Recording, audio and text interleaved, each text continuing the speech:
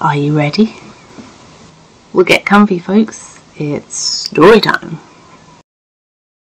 This happened to me about a month and a half ago. For some context, I enjoy working out 4 to 5 times a week. I go to a CrossFit gym that is relatively small, so the warm-up rounds are usually done outside. The gym is near a street that's surrounded by trees on both sides, and that road stretches for about a mile, which is a great place for the gym goers to run, and is in fact encouraged on some days. I'm also a short female and don't really look fit since I am on the chubby side. This, however, always gave me a false sense of security, since in my head I didn't look like the traditional standard of beauty, therefore I wouldn't be a focal point for any creeps. Clearly I was wrong. I got to the gym this morning. When I read the routine on the board, the warm-up said we had to go down the previously mentioned road. It was actually a pretty warm and sunny day, so I decided to go and do it. It wasn't the first time I went alone down that road, and my biggest worry so far was getting caught up in the rain, which wasn't a concern on that particular morning. I grabbed my phone and my headphones to listen to some music on my warm-up jog, as per usual. I immediately went out of the gym to begin the small walk between the gym building and the beginning of that road. Halfway there, this car passes by and slows down, driving at the speed I was walking. He honks his horn several times to get my attention, and I turned to look, thinking he needed directions or something. But when I looked, he gave me this wide, unsettling grin, waved at me, and drove off. At the moment, I didn't think anything of it, since, as a female, I do get the occasional honk or inappropriate comment about my bounce, and things like that, when I'm outside warming up. So I simply shrugged it off, turned up the volume of my music, and continued heading towards the intersection that connects to the road. What started to give me creepy vibes was that, as I'm walking to said intersection, I noticed the car waiting on the red light. As soon as the light turned green, the car did a U-turn and headed back towards my direction. Once more, slowing down his speed, he looks at me with that creepy grin, eyeing me up and down and making me feel exposed. I felt my heart begin to race, but I tried to ignore it since he was going in the opposite direction to me now, and besides it was the middle of the day, where other cars were passing by, so he wouldn't try anything else. At least that's what I tried to convince myself of. By this time I had reached the intersection, so I turned into the road and began to jog along its side. I was a little concerned by this dude literally going out of his way to look at me, but I tried to concentrate on keeping my pace and my breathing at a steady rate, using my music to keep distracted too. Not 2 minutes had passed when I see, on the opposite side of the road, that same car slowing down beside me again. This meant that he had made another U-turn somewhere, took the light at that intersection again, and turned to the same direction I was jogging towards. This man driving looked right at me with that stupid grin. He said some words to me that I didn't really catch, since I had my volume up pretty high, before he sped off once again. Alright, at this point I'm starting to freak out because he's gone out of his way twice. I'm hyper aware of my heartbeat as I feel a wave of panic begin to wash over me. I suddenly realise that I'm just starting my jog down this road, where there are no buildings around, no place to hide, and I'm completely alone. Right up the hill on the road, there's another intersection that can't be seen from where I currently am, but something was telling me that this dude was going to make yet another U-turn and pass me by again. I see another jogger a little way up ahead, and since I really wanted to do this workout, I decided to catch up to him. In my head I figured that he must be one of the gym goers too if he was running up that road, so maybe I could jog with him and have some company. I pick up my pace to get to him faster. Eventually I do, but I don't recognise him. Remember, my gym is rather small, so the faces get pretty familiar rather quickly. Still, I hoped he was maybe a new member, or just one of the few I haven't yet met. I just wanted an excuse not to be alone, so I asked him if by any chance he goes to the gym down the road, not wanting to be too specific in case he ends up also being a creep, but he tells me no. Shit. Thank him anyway and decide to bolt back down to the gym. There's no way I'm running up this lonely street by myself with some stranger following me in his car. God knows what his intentions with me were. But considering his expression, I wasn't willing to take the risk and find out. As I'm heading down the road on my way back, the car passes me yet again. Just as I had expected, he had gotten to the second intersection and made a third U-turn, if you're still counting. Still that creepy grin on his lips, still slowing down his speed to drive at my pace. His eyes looking at me as if I was absolutely naked in front of him. He was closer to me now, and I could see through the window that while his left hand was on the wheel, his right hand was on his lap, gripping something in it. I quickly looked away, fearing that what I thought I saw was what I actually saw. I didn't want to confirm my suspicions, but I was clearly shaken. My jog turned into running when he speeds off again. I am literally on the verge of a panic attack, only focusing on how the hell I was going to reach the gym safely. Surely I wasn't that far away, but I obviously couldn't outrun a car. I turned off my music and called my best friend on the phone. I don't know why I did that, since she's overseas studying and there was no way for her to help me. I should have instead called the police, but my panic-ridden brain was only thinking about getting back safe and having someone keep me company, even if only on the phone in the meantime. While I wait for her to pick up the phone, I noticed the first intersection up ahead, but to my horror the car was on the very left lane, waiting for the light to turn green. Finally, my friend picks up the phone, and hearing her voice helps alleviate some of my panic. My eyes were trying to focus on both the car and where I was stepping as I ran. I needed to be careful, of course. And then the light turned green, the car began to move, and yes, did a fourth U-turn. I'm trying my hardest to explain the situation to my best friend with breathless, panicky words when I see the man pass me by again with those eyes and that grin that sends chills down my spine every time I think about it. Luckily I was near the intersection, and I could already see my gym about 400 metres away. My best friend kept telling me to breathe and try to calm down. She knew I couldn't get anxious then. I needed to be safe first. 200 more metres. I'm searching around to see if I can spot that car again. I can only hear my ragged breath, my heart, and my friend's voice trying to soothe me. Every car that passes me by makes me flinch. I was too jumpy, too panicked by the whole ordeal. Nothing like this had ever happened to me before. 50 more metres. I'm so close that one last burst of adrenaline makes me run even faster. I finally reach the building and climb up the steps to the second floor where the gym is, and burst through these doors. Finally, I made it. I was safe. My body begins to relax as soon as I entered into the familiar, comforting space. My adrenaline was crashing fast, leaving more room for anxiety to settle in. I tell my friend goodbye since I wanted to tell my coach about the situation, and quickly hang up the phone.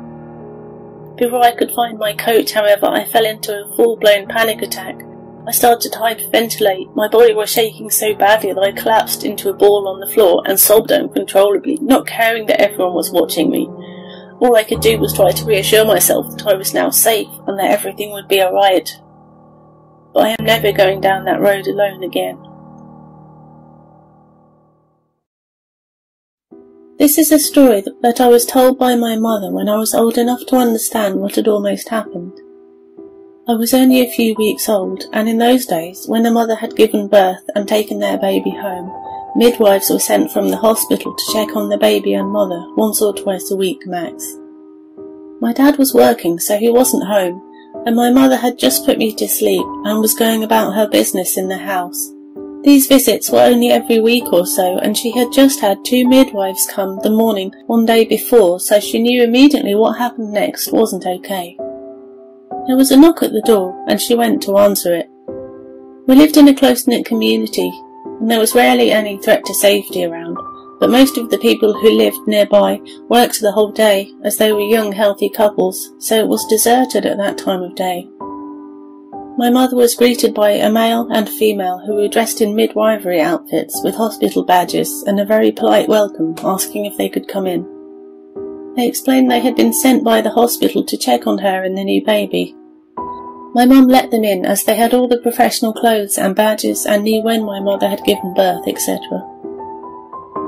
They even knew she had a little girl and my mother's name, very convincing, but also all that info is easy to access. The male said he was going to take me upstairs and check me over, and the female would check over my mother downstairs. However, my mother didn't feel okay about them wanting to separate us, and she explained that a pair of midwives had already been sent that week and said she was going to ring the hospital to check. as nobody had notified her that some more were coming just a day or two after. She also said she warned them that her husband, my dad, was on his way home from work and wouldn't be happy about this. At this point the pair got very defensive and said they would leave after being really pushy with my mother to separate the two of us. Finally she got the pair to leave, who quickly changed their behaviour to being calmed down and said not to worry about it, must have been a mistake, and not to bother checking with the hospital when my mum was trying to contact the hospital. What was even weirder is that when my mum opened the door, making them leave, there was another person waiting in a car outside, probably the getaway driver, who still had the engine running. When they left, my mother, scared, rang the hospital, who said they had not had any midwives scheduled to visit me and my mum, and that they always alert the mother if they are going to send midwives. They also said they would never ask to separate the mother and baby. They asked for descriptions of the midwives, and said they didn't have a male midwife at the hospital where I was born, and to contact the police. My mother, terrified, called my dad, who came straight home, and they reported it to the police, who took descriptions but never amounted to anything that we know of. Who knows what those pair were planning? It's so creepy that they had gained access to all the information that my mother had recently given birth. They must have been watching the house to know my father wasn't home. They had even gone to the effort of having the uniform and badges made. Thank God my mother acted on her instinct and got them the hell out of the house and stuck to her guns. It's even more creepy to imagine what my life would be like now if they had got to carry out what they were planning. I don't believe it could have been a genuine mix-up. They had not followed standard protocol in warning my mother they were visiting. They were very insistent on separating the two of us, and they were rude and defensive when my mother challenged them, which is not acceptable behaviour from a health professional. I believe we were very lucky that they left without a fuss eventually. I hope I have never and will never meet that pair again, or any creepy impersonators with God knows what agenda behind them. And I hope they didn't go on to do this to any other new and vulnerable mothers.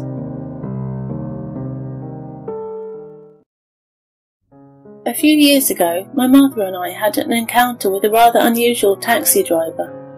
I stayed involved in Girl Scouts until the very last year. Since most Girl Scouts quit after elementary or middle school, our senior troop was very small, about 6 girls. We had worked hard all year fundraising, and one of the mums was a travel agent, so she got us a great deal on a cruise for all the girls and mums. We visited a couple of the US Virgin Islands. This story takes place on St. Martin. My mum and I had gone off to explore on foot and had a great time. Secluded trails, a butterfly sanctuary, and we got a good laugh when we stumbled across a nude beach. It was getting time to head back. There were a bunch of taxis near the entrance to the beach. Not traditional yellow taxis, mostly personal vehicles with signs on them indicating they were taxis. One driver noticed us looking around and hollered, "Hey, looking for a ride?" Nothing suspicious about him at first glance. He was a tall, thin, dark-skinned fellow with an impressive set of dreadlocks and a wide, toothy smile. We told him we were heading to the dock and hopped in his car. The ride went pretty smoothly, but the guy took the long way. He drove along all sorts of back roads, telling us how much he loved living on the island. Almost every little house or shack we drove by, he would point and exclaim, "My friend so-and-so lives here," and tell us something about them. He chattered the whole way, but it was all happy, friendly chatter, and I certainly didn't mind getting another look at the beautiful landscape. After a while though, my mum nudged me and gave me an odd look. That's when I realised that we'd been driving for like 15 or 20 minutes. The dock wasn't that far away, maybe a 5-minute drive maximum. This guy was obviously driving in circles. "Are we getting pretty close?" my mum asked. "We have to be back on the ship at such and such a time, or they'll leave without us." "No problem," the driver answered cheerfully. "I just like to take the scenic route. These cruise people don't let you look around. You miss the best parts of the island." He went back to telling stories as though he was oblivious to our growing discomfort. Oh, fantastic, I thought.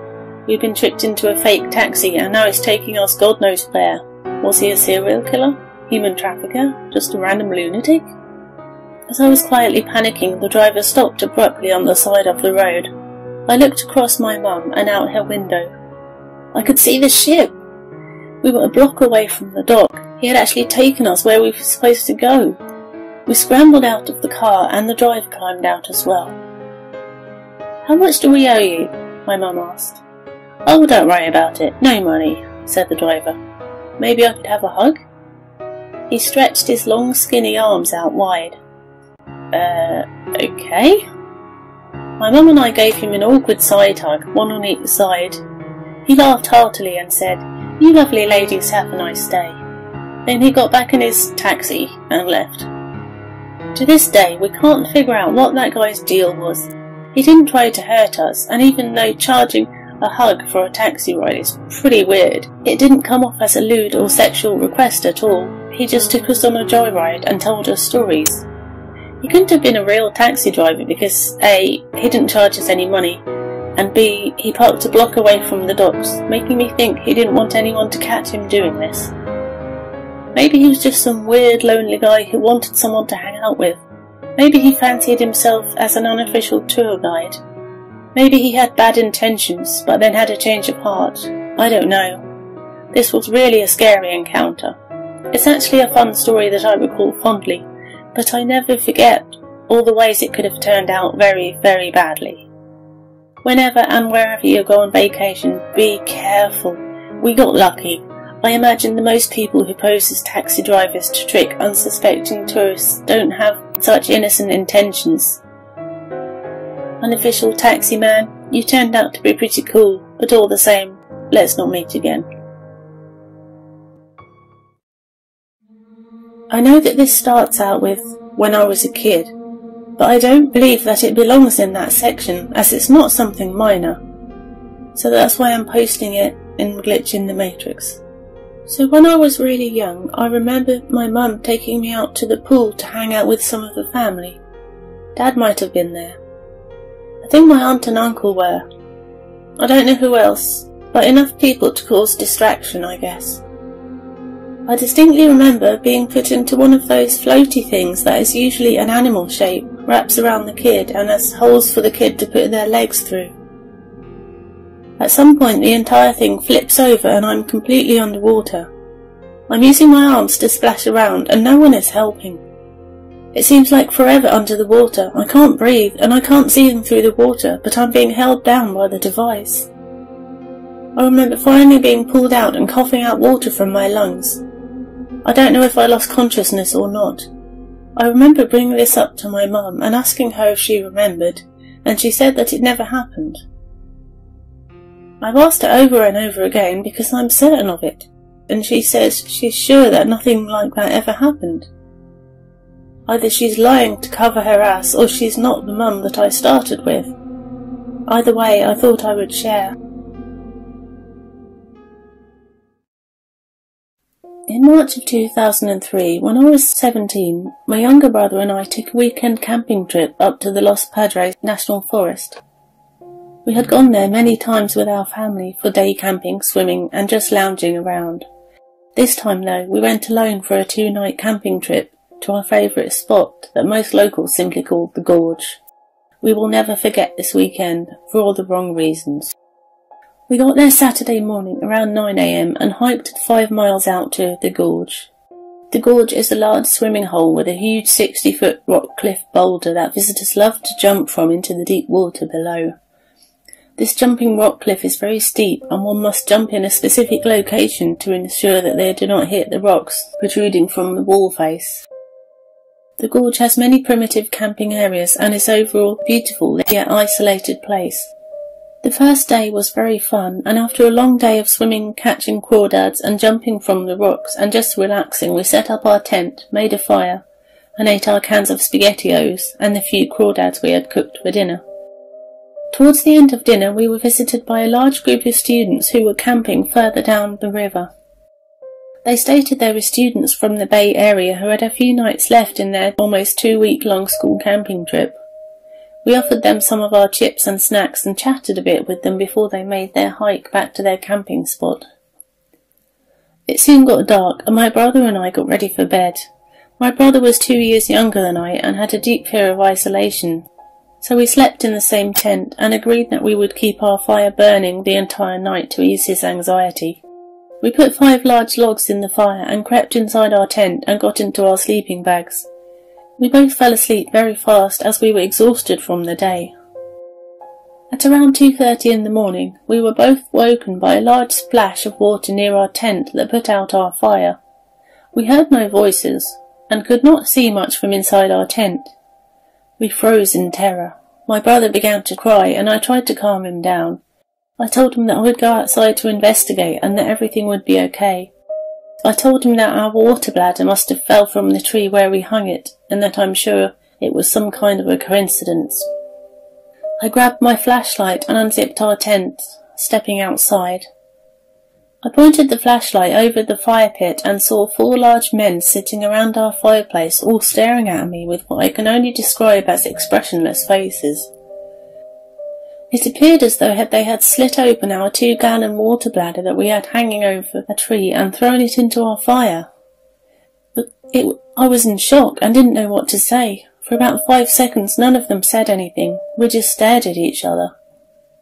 Then one of them said in a very drunken voice, "Get your pussy friend out here." Then I heard my brother hyperventilating and screaming and crying in our tent in a way that made me feel so helpless. I had no weapons, and my brother and I were outnumbered 2 to 1. I asked the men what they wanted and told them we could just leave and that we were sorry if we had taken their camping spot or invaded their area. They ignored my question and just stood up.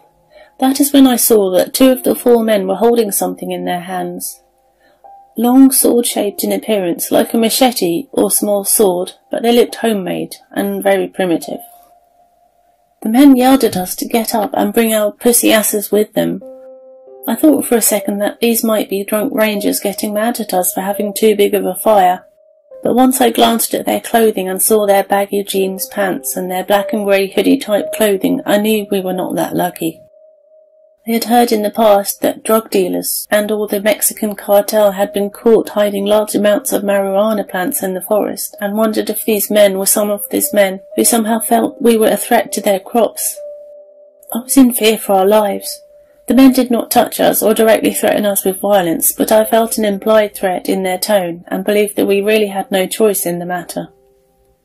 My brother, who was still crying, and I followed the lead male, while the other 3 men fell back behind us.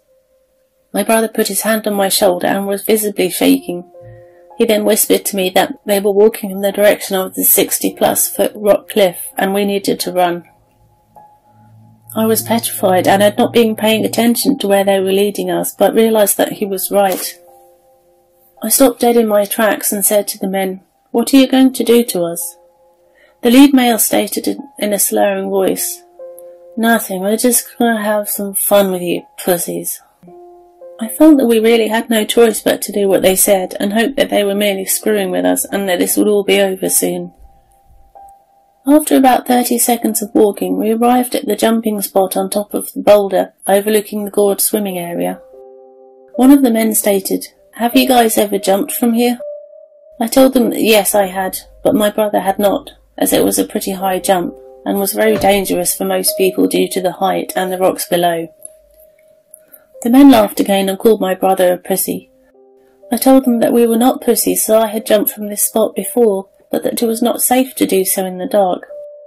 The men then formed a half circle around us, and one of the men said, "I want to see. Show us that you are not a bunch of pussies." I screamed at them that it was too dangerous at night, and that during the day was dangerous enough. I told them that there are many rocks that you have to avoid, and if you did not jump correctly, then the jump could kill you. I pleaded and pleaded. The men just laughed and took a few steps closer to us. I was beyond scared and could hear my heart beating through my ears. My brother at this point was crying loudly and saying things I could not understand. He was beyond terrified, and so was I. I grabbed his hand and told him that we needed to get away from these men, as we were in great danger. I told him that I had jumped off the boulder into the water before and knew where to jump, and that if he jumped with me, we would be okay. I told him I would use my flashlight to help guide us, and that I would tell him where to put his feet and how far to jump. The men laughed at us as we had our conversation and showed zero humanity or pity. I held my brother's hand and placed his feet with my hand on a specific place on the rock ledge where I remembered jumping from the last time I was there months before. I explained to him that I knew he was scared, and so was I, but that we needed to jump out as far as we can and slightly to the right, otherwise we could hit the rocks. He was shaking, crying, and kept telling me that he couldn't do it. He then urinated on the floor. The men laughed and laughed and kept saying they couldn't believe how big pussies we were. I then told my brother that we needed to jump now, and that he would be okay if he listened to me. I told him that after we jumped, we would swim to the shore on the right and hide in the bushes until daybreak, and would go for help then. I grabbed his hand tightly and told him that when we hit the water, he needed to tuck his legs and arms in so that they would not get hurt from the impact of the water. Then I instructed him he needs to swim hard to the surface, as we would sink pretty far down due to the height we were jumping from. I grabbed his hand, and we jumped. I pulled him hard with me to ensure that he would be safe from the rocks below, and that he jumped far enough out. We fell for what seemed like a minute, but was only a few seconds in reality. My brother yelled all the way down, in a way I have never heard from another human being before. Terror, dread, and fear of imminent death reverberated from his voice. I felt helpless, and almost forgot where we were for those few seconds. Then we hit the water. As soon as we hit, I lost my grip on my brother's hand, but I did hear a second impact in the water. I swam up towards the surface with all my energy and took a deep breath. I then listened for my brother to surface and heard nothing. I panicked and dove into the water to try and grab him. Just as I dove, I felt his leg brush against my hand and realised he was about to surface. I swam up again and heard my brother. He was crying and kept saying that his arm hit a rock and he could not feel it. The men above were laughing again, and I heard one of them say, "They fucking made it, those pussies." I then heard objects splashing in the water around us and realised that they were throwing beer bottles or rocks or some other hard objects at us. I quickly grabbed my brother by his shirt and helped him swim to the nearby shore from my memory where it was. The whole time we swam, many objects landed dangerously close to us, and I felt that if any had hit us, it would have caused death or great bodily harm to us, especially if we were hit in the head. My flashlight had been lost in the fall, and we were in complete darkness. We reached the water's edge, and I pulled my brother to the shore. Objects continued to rain down around us, and we could hear the men yelling and laughing. I told my brother that we needed to run. He was crying and holding his injured arm, that he still could not feel or use. I had a deep cut around my elbow, and even with just the starlight we could see that it was a serious injury. We stumbled down the tree line and began making our way through the darkness to one of the main trails, whose location I recalled from past memory. We fell again and again and were cut by branches and rocks all over our bodies as we wandered about down the overgrown trail. Everything in my body told me to keep going and to get as far away from these men as we could. We walked for many minutes until we could no longer hear the men, and then waited. I wrapped my brother's arm with my shirt and told him that it was over, and that all we had to do was wait until morning for help. We sat in that spot all night, and my brother cried and shook for hours. I just put my arm around him and patted his head, as I did when we were children, whenever he had a panic attack and our parents were not around. At daybreak we could finally see the severity of his injuries. He had a deep gash on his arm, and his shoulder was obviously dislocated. I helped him hike up the nearby trail, and we walked all the way back to the base camp ranger station. We explained what happened to the rangers, and they sent 2 armed officers to go and investigate the location. My brother was sent to a nearby hospital for treatment, and I joined him on the ambulance ride over. The rangers and the police never found the men, but did retrieve most of our gear. The scary thing about this incident is that the same week 2 teenage boys were found dead at the bottom of the gorge jumping area, and their group had encountered a group of people, as we did at their camping location, with similar machete objects, who chased them off from their camping spot. I'm glad to be alive, and my brother and I have never gone camping again alone, or have ever been back to that location. All we have left from the incident are the scars on my brother's arm, a hospital bill, and a lot of trauma. An article on the death of the 2 teenage boys is below. I can only hope that their deaths were accidents, as the authorities ruled. I did not find out about their deaths until 7 years after, but was horrified about the similar circumstances and the timing of the two events. As to the men who forced us to jump that day, let's not meet again.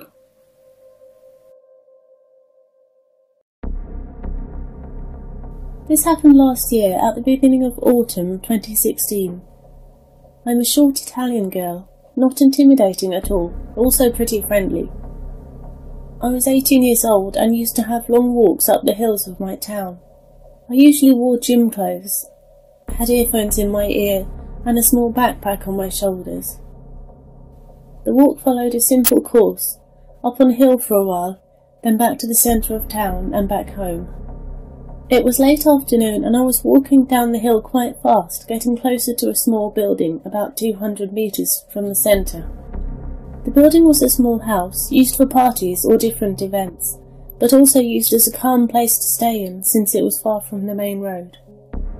Right next to the building there was a lovely playground with a few benches on its corner. I've always seen a group of people sitting there, chatting or just playing card games. There are two different dirt roads you can choose from to go past the house. One on the right, near the playground, and one on the left, behind the building and a little flyover between some trees. Since I didn't want to take the usual and most obvious right road, I decided to go left and take some pictures of the trees, very colourful during that season. I was halfway across when I felt the need to lower the volume of my earphones. Someone was trying to get my attention. "Hey, you!" I turned around and I noticed a group of guys walking towards me, one of them waving and telling me to come closer to them. Curious, and kind of worried at the same time, I stood still, holding the earphones in my hand. The guys approached me, smiling. They seemed pretty nice and friendly at first. "Hey sweetie, how's it going? Having a walk?" We talked for a few minutes, small talk, and fake information coming from my side. After a bit, I tried to continue my walk after I said goodbye. I just didn't want to keep the conversation with them. "Would you like to have a drink with us? There's a party inside. You should join us." I turned around again. The same guy, tall, fit, short dark hair and dark eyes, got closer to me, and his smile was kind of weird. I mean, it seemed just fake and quite creepy. I gotta go now. It's getting late for me," I said. He kept following me, insisting for me to join them. Then I realised the building was just empty, and there was no music playing at all. The windows were open and no sound was coming out. I politely declined again, repeating to him my walk took me too much time and I needed to go back home. "Your loss," he said, as he looked at me, almost disappointed, and seemed kind of pissed that I refused his nice offer. He went back to the other two guys and I put my earphones on, not starting the music again though, since I wanted to wait till they were gone, or at least far enough to make me feel 100% comfortable. As soon as they saw me put on my earphones, they started talking while I was walking away. Then I heard footsteps behind me. They had started following me. I didn't dare turn around, so I walked quicker to keep a decent distance from them. I panicked though, after 1 minute or so. The volume was completely turned down and I could hear every single thing they were saying. The leader of the trio seemed to give the others orders of some sort, and while I tried to focus on his words, the adrenaline was released inside my body as soon as I heard what he was saying. "Get her." I was scared now, and the only thing I thought to do was running. So I sprinted, and ran as fast as I could, trying to reach the main road in time. Heavy and quick footsteps right behind me confirmed I didn't overhear their chat. I reached the little wall next to the road and climbed it to lose them. It worked. They stopped chasing me. Maybe they thought it wasn't worth it. I was able to reach the main road, panting and shaking. I don't know why they wanted me to follow them. Now that I think about it, I was lucky and smart enough not to immediately turn the music volume up. They would have probably grabbed me and dragged me inside the house. I never warned the police about the event, and I think I should have done something. But as soon as I got home, I just wanted to forget and go back to normal life, just put it all behind me. 1 week after the event, The memory came up while talking with a guy friend, who usually goes to the playground to meet some of his friends. John, my friend, was a little taller than me, but muscular and way more intimidating than me. As soon as I told him about my experience, he got mad for what had happened, and promised me he would have took care of those guys if they ever showed up. I avoided that place till a few days ago. I've never seen them around there again.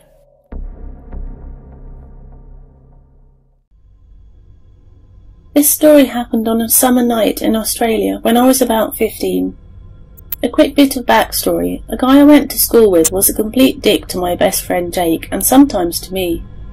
He was pretty sneaky about it and never got into trouble, and we could never prove anything, so eventually we got fed up and thought of a way to get back at him without getting into trouble.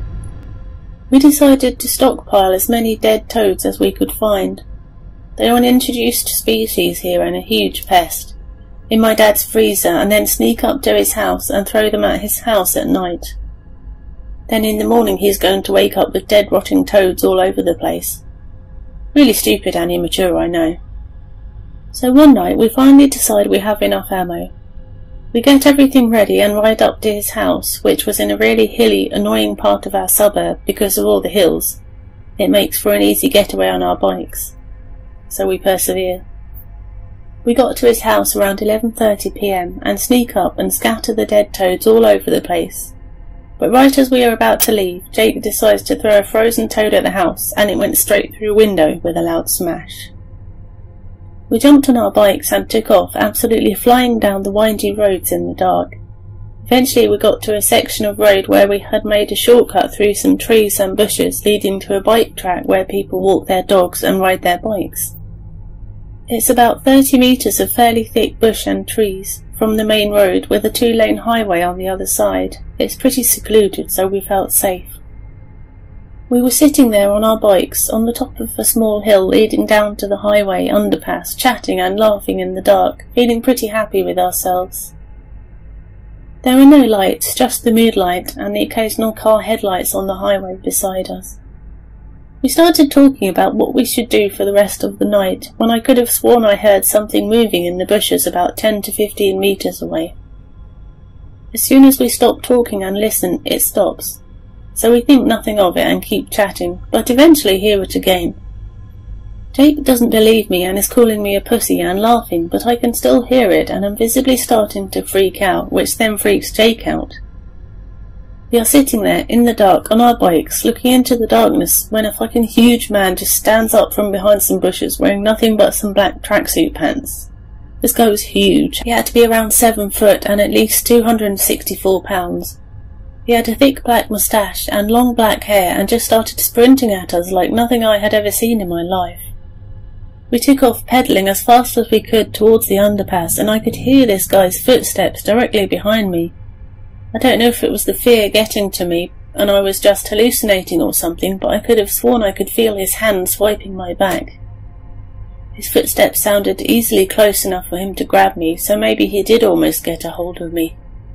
Luckily my friend and I had been riding BMX for years, because at the bottom of the hill you could either go through some metal barriers to stop motorbikes from riding on the path and then immediately turn left into the tunnel under the highway, or get through the barriers and go up another hill. This massive human is still right behind me, growling and swearing at me as we go down this hill, with Jake just ahead of me.